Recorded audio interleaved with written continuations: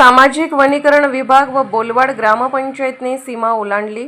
गोंडस योजना कागदावर, सलामी देण्यासाठी बोलवाड उद्यान पर्यटक शोधत आहेत।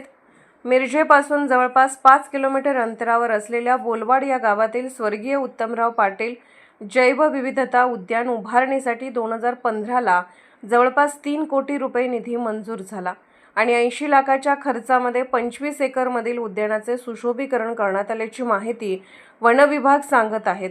2020 पासून ते उद्यान पर्यटकांसाठी खुले करण्यात येणार होते, मात्र वन विभागाने बोलवाड ग्रामपंचायतीला उद्यान हस्तांतरण करण्यासाठी प्रस्ताव दिला। मात्र उद्यान हस्तांतरण करण्यासाठी ग्रामपंचायतीने टाळाटाळ केली।